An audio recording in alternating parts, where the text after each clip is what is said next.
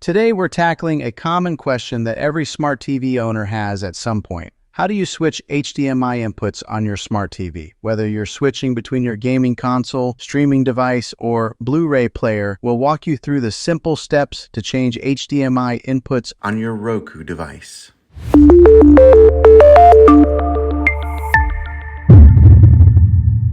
First things first, locate the HDMI ports on your smart TV. Typically, these are found on the back or the side of your TV. Each HDMI port is labeled with a number, like HDMI 1, HDMI 2, and so on. This labeling will help you identify which port is connected to which device. For example, HDMI 1 might be your cable box, while HDMI 2 could be your gaming console. Before you switch inputs, make sure the device you want to use is powered on. For instance, if you want to use your PlayStation or Fire Stick, turn it on first.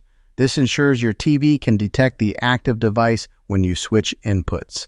Now grab your TV remote and look for a button labeled Input, Source, or sometimes AV. Pressing this button will bring up a menu on your screen showing all the available inputs. Use the arrow buttons on your remote to navigate through the options. Scroll through the list until you find the HDMI input that corresponds to the device you want to use. For example, if your gaming console is connected to HDMI 2, highlight HDMI 2 on the menu and press the OK or Enter button on your remote. Your TV will switch to that input, and you'll see the device's screen appear. What if you've lost your remote? Don't worry. Most smart TVs have physical buttons on the side or bottom of the screen. Look for the Input or Source button and press it repeatedly to cycle through the available HDMI inputs. Stop when you reach the one you need. Here's a bonus tip. On many smart TVs, you can rename your HDMI inputs to make them easier to identify. For example, you can rename HDMI 1 to cable box and HDMI 2 to gaming console. This option is usually found in your TV's settings menu